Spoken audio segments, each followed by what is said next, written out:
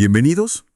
Hoy vamos a meternos de lleno a desarmar la maquinaria de una entidad que, puede sonar un poco lejana, Un poco, sí.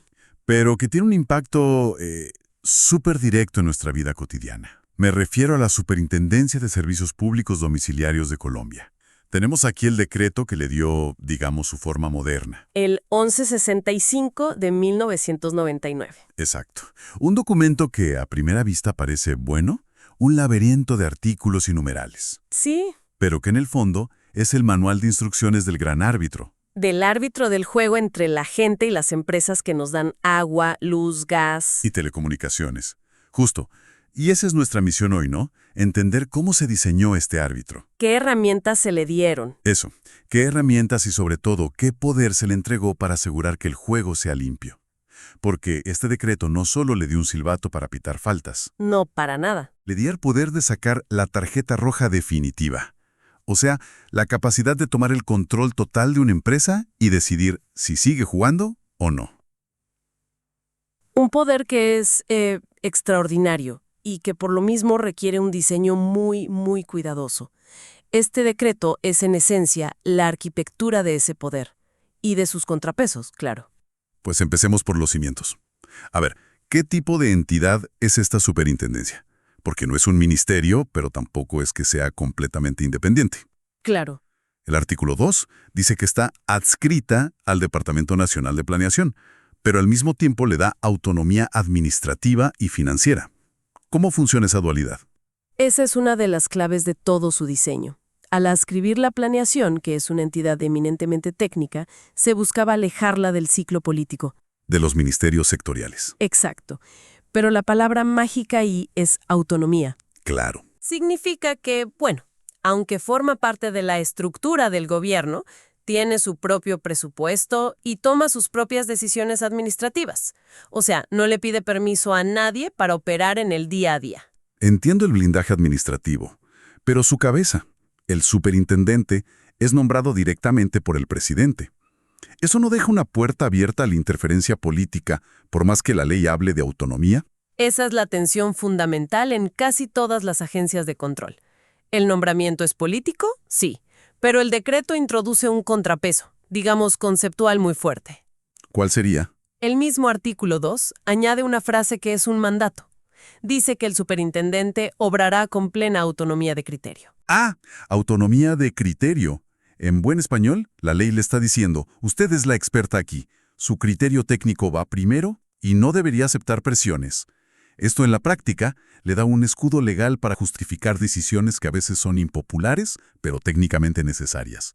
Un escudo que, dependerá mucho de la voluntad de quien ocupe el cargo para usarlo. Desde luego. Y hablando de la estructura interna, me sorprendió algo.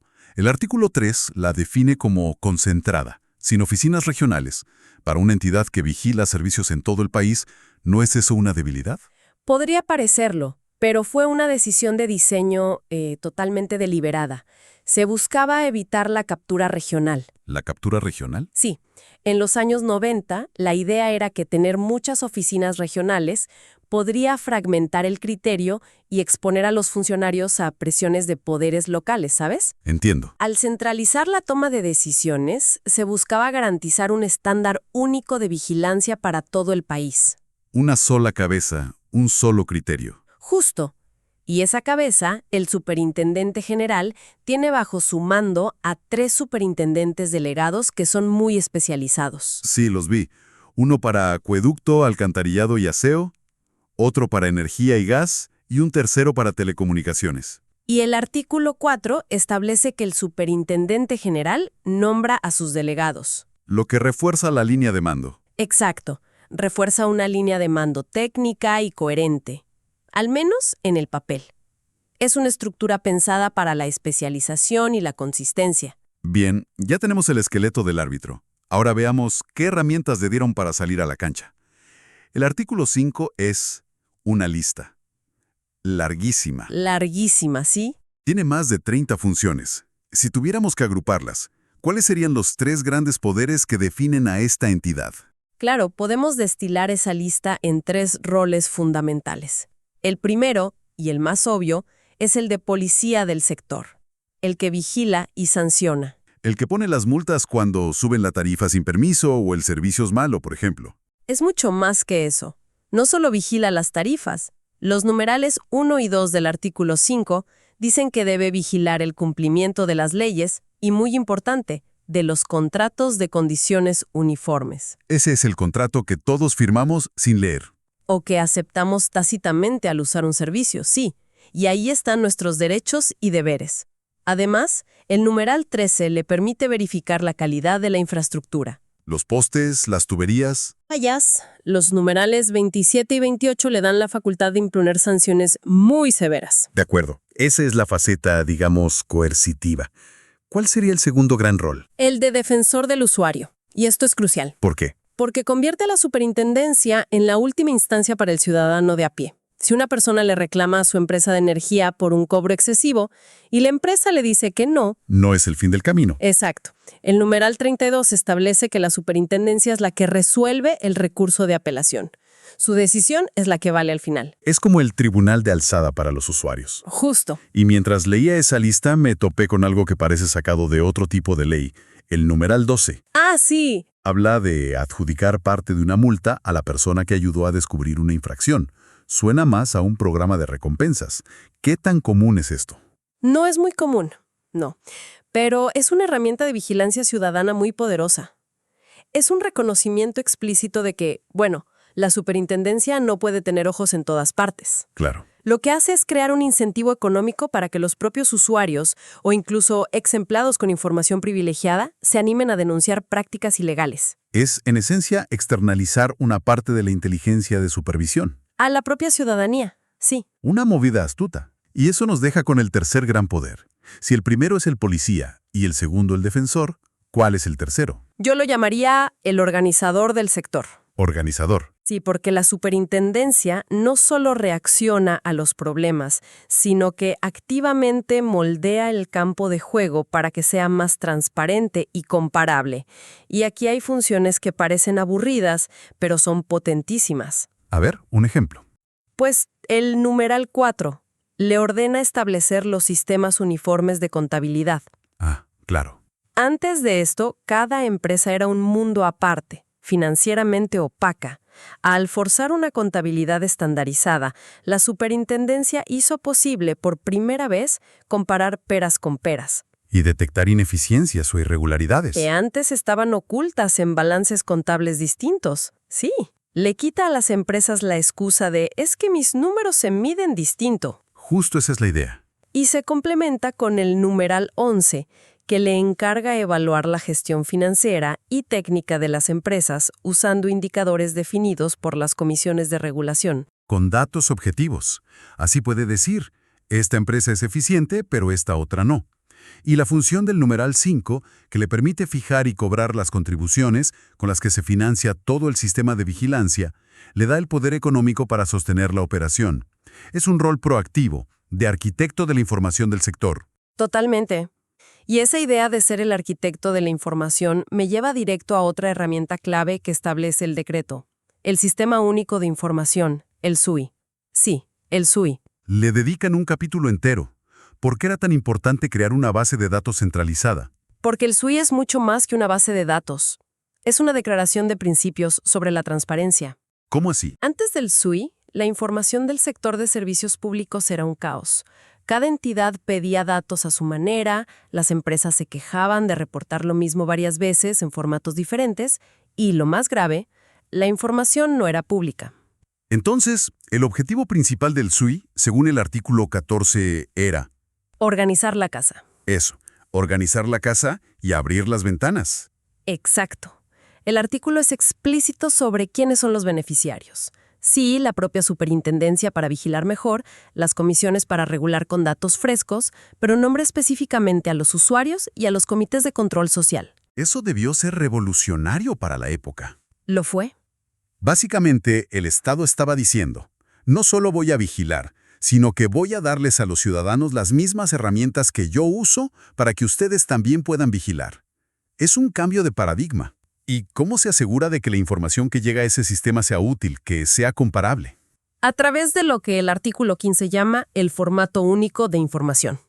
La superintendencia diseña una plantilla y todas las empresas, sin excusa, deben llenarla. Y así garantizas que todo sea comparable. Claro, que el dato de pérdidas de agua de un acueducto pequeño en un municipio sea directamente comparable con el de una gran ciudad. El SUI es la columna vertebral de todo este modelo. Hemos hablado de las reglas del día a día, de las multas, de organizar la información. Pero, ¿qué pasa cuando una empresa simplemente no funciona? Cuando los problemas son estructurales. Sí, y cuando son tan graves que las multas ya no son suficientes. ¿Qué carta se guarda el árbitro bajo la manga para una crisis total? Esa es la opción nuclear que mencionamos al principio. La toma de posesión. Es sin duda la herramienta más poderosa y temida del sistema, reservada para situaciones extremas. ¿Qué tan extremas? ¿Qué tiene que pasar para que la superintendencia decida intervenir una empresa? Bueno, el artículo 17 da un ejemplo muy claro. Cuando una empresa incumple de manera reiterada y grave los índices de eficiencia, las metas de gestión o las normas de calidad del servicio. O sea, no es un apagón aislado. No es un apagón o una factura mal emitida. Hablamos de un patrón de mala gestión que demuestra que la administración de la empresa es incapaz de garantizar el servicio.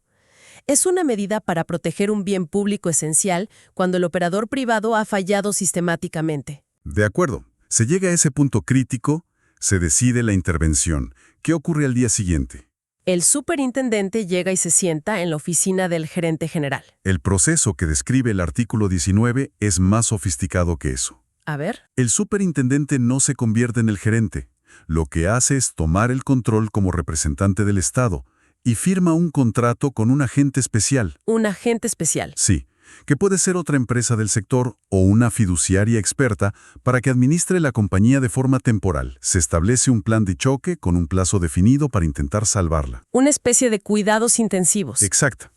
¿Y si el paciente no responde al tratamiento? Si al final del plazo los problemas persisten y se demuestra que la culpa es de los dueños o de los administradores originales. Que se resisten a las soluciones. Pues sí. En ese caso, el superintendente tiene la facultad de ordenar la liquidación de la empresa, vender sus activos para pagar deudas y buscar un nuevo operador. Tomar esa decisión de liquidar una empresa que presta un servicio vital debe ser una de las más difíciles. ¿Puede el superintendente tomarla en solitario? No, y aquí es donde el sistema pone uno de sus frenos más importantes. El artículo 20 establece un control cruzado.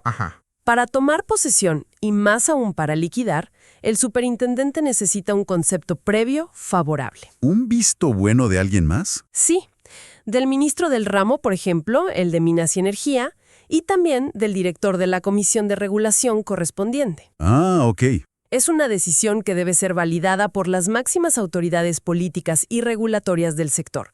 No es el acto de un solo funcionario, por poderoso que sea. Es una garantía para evitar abusos de poder, entiendo. Ahora, para manejar todo este universo de empresas, el decreto habla de racionalizar la vigilancia.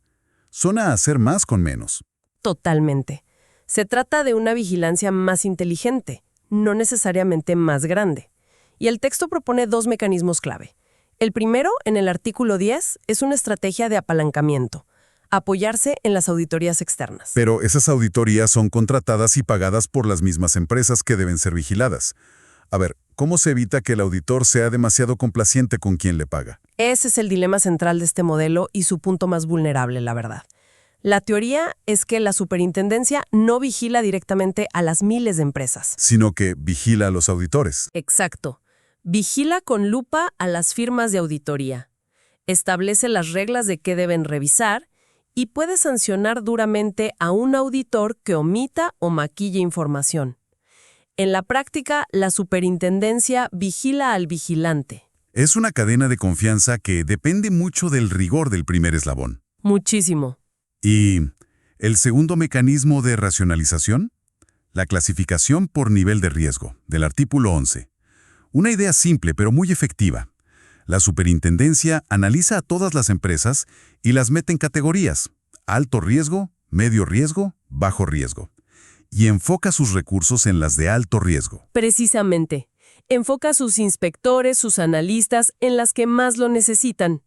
No se desgasta auditando con la misma intensidad a una pequeña empresa comunitaria que funciona bien que a un gigante con problemas financieros y quejas constantes. Es priorizar el esfuerzo. Sí, donde más se necesita. Para cerrar, este decreto no solo creó poderes, también los redefinió.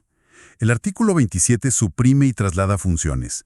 ¿Qué nos dice esa reorganización sobre la filosofía detrás de la norma? Nos dice que se buscaba la especialización, el famoso zapatero a tus zapatos. Claro, Por ejemplo, se le quitó a la superintendencia la tarea de capacitar a los comités de usuarios o de certificar la estratificación de los municipios. Esas no son funciones de un vigilante técnico de alta complejidad. entiendo. Y, muy importante, trasladó a las comisiones de regulación la función de acordar programas de mejora con las empresas. La lógica fue clara. La comisión, que es quien regula, fija las metas, y la superintendencia, que es quien vigila, Se dedica exclusivamente a verificar que se cumplan, separar los roles para que el sistema fuera más coherente. Entonces, si unimos todas las piezas, este decreto de 1999 construyó un supervisor con un poder inmenso, una estructura técnica centralizada y con herramientas muy modernas para su época. Como un sistema de información abierto y una vigilancia basada en el riesgo. No es un observador pasivo, es un interventor con capacidad de moldear todo el sector. Esa es la conclusión. Este marco legal fue la respuesta a la liberalización de los servicios públicos de los años 90. Se abrió el mercado a la competencia, a la inversión privada. Pero se necesitaba un árbitro fuerte. Un árbitro fuerte para garantizar que esa competencia no sacrificara la calidad ni los derechos de los usuarios. Este decreto creó ese árbitro, especializado, basado en datos y con un poder real de coacción para cuando las cosas salen mal. Lo cual nos deja con una reflexión final. El modelo de vigilancia inteligente del que hablamos, como bien señalaste, se apoya masivamente en los informes de auditores externos. Contratados por las propias empresas. Exacto. Y esto nos plantea una pregunta fundamental, que va más allá del texto del decreto. ¿Cómo se puede garantizar la independencia y el rigor absoluto de un auditor cuando su supervivencia económica depende de mantener una buena relación con la misma entidad que está bajo su lupa?